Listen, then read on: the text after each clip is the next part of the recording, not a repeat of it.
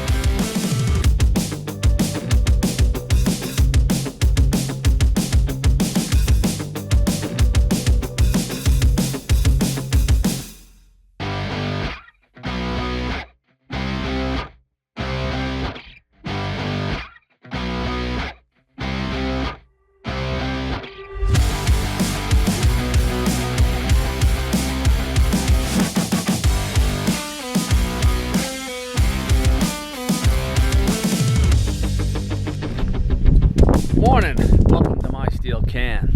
I'm Dan, man with a plan. So yesterday the mission was dig, dig, dig, dig. Same mission today, dig, dig, dig, dig. So it's been quite breezy this morning, and here's what I've done. So if you can see the post back there, right? So I want to go down 3 or 4 feet to scrape off the overburden, right? Because that's just dirt, and I want to separate that from the door pan.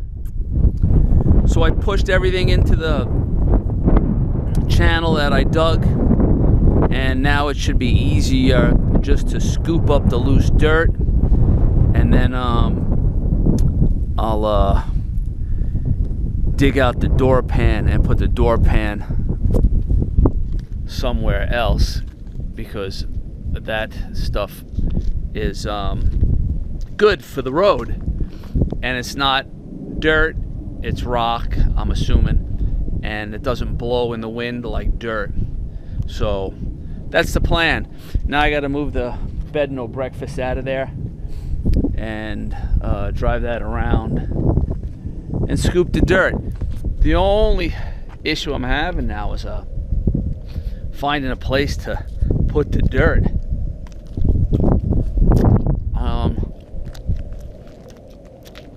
I don't want to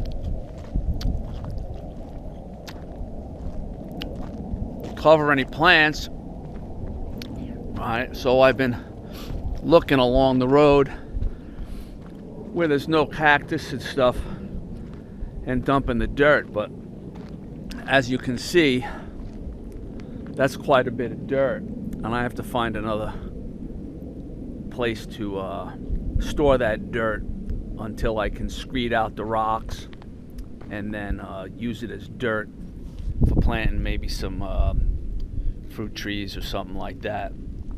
But it's a beautiful day. If the wind dies off, it'll be a phenomenal day.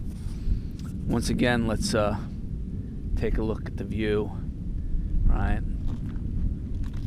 Spectacular, phenomenal. So, breakfast of champions.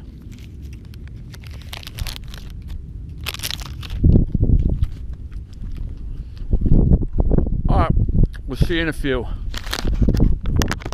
Top of the morning to you. The yellow orb has crested the hill. It's about 45, but it's breezy out. And there's been some drama on the horizon here. So yesterday, or I should say the night before, I drove into town to get some more diesel because the beast is just hungry, and the snuffleupagus is thirsty also. And I noticed when I got to the gas station that when I started it up, it kind of lugged a little bit. And I'm like, uh-oh, that sounds like another alternator issue, which I just fixed recently. Sure enough, I watched the gauge all the way back, and the gauge is on the negative side. I'm like, uh-oh. So I made it back without an issue. I mean, this truck doesn't use too much electricity when it's running. And next morning, I had to do laundry. So I figured, all right, when I'll get to the laundromat, I'll be able to, I'll replace the alternator. I got a spare one in the back. So I get to the laundromat, throw my stuff in the machine, go outside, empty the back of the bed no breakfast, pull out the alternator, I open the hood. There's a piece of insulation laying on top of the alternator. I disregard that, and I cut the tie straps on the heater hose that I have strapped to the front alternator bracket. I take off the front alternator bracket, and then I move the insulation to find that the field wire has been chewed by a mouse. The bastards, right? So I guess payback for chopping up his buddy in the fan. Anyways, of course, I don't have a soldering iron or any spare wire. I got all sorts of other stuff with me. Fortunately, AutoZone is just 2 blocks away, so I walked over to AutoZone, and I got two crimp-on quick disconnects, and I spliced in a quick disconnect until I can get to the maintenance base and solder in a new wire.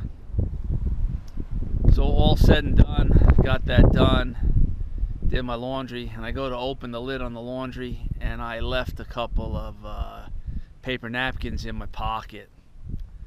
the whole bin and all my laundry's covered with paper napkins. Fortunately, I threw it in the dryer, and the dryer cleaned that up, and that mission was completed. I drove to my buddy's house on the other side of the hill to use his maintenance base, and he got his truck on his lift. He's doing a rear main seal, he's doing main bearings on it, right? And I'm like, dude, hurry up, I need the lift, right? Anyways, I didn't splice in the wire. I left my temporary repair in place and carried on the rest of my day. So this morning I got up, I put the Predator on the beast, let it run for an hour, and I go to start it, and I got no battery. I turn the main power switch on, and the cab light doesn't come on. Push the starter button, I get nothing. I'm hoping it's just a dirty connection on the terminals. The guy told me when I bought it that the batteries were only like 1.5 years old. I got the solar charges on them, so they should be getting juice all the time. And it's not like it look and then died. It just didn't do nothing or anything. Proper English, double negative, whatever. Critique me, beat me up. I'll get over it. So let's pull the battery cover off, and hopefully there's no mouse chewing on the main cable. That would be a pain. Of course, I'm in the optimum position here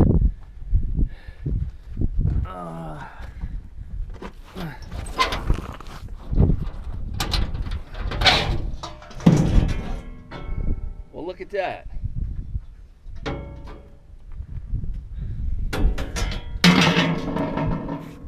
Fuck.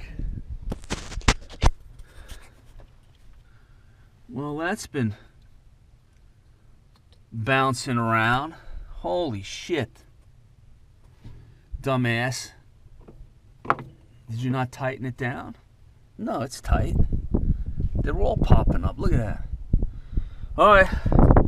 Well, that was easy peasy. Unfortunately, look what it did to my clamp. This been arcing for quite a while. Holy shit. Lucky I didn't have a fire.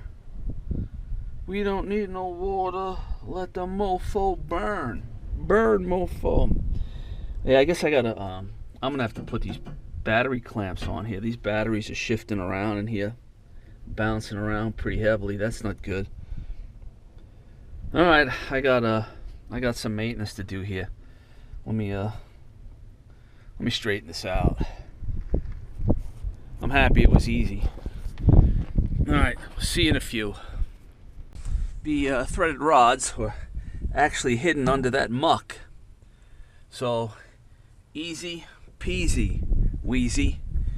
Now let's hit it with the Ryobi and suck out all that crap that's in there.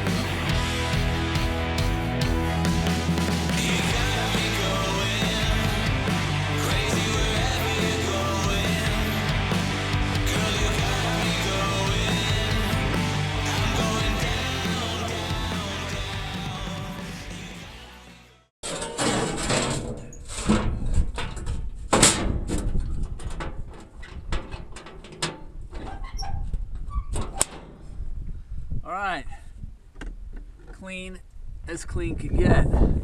I will have to change that clamp on the solar charger,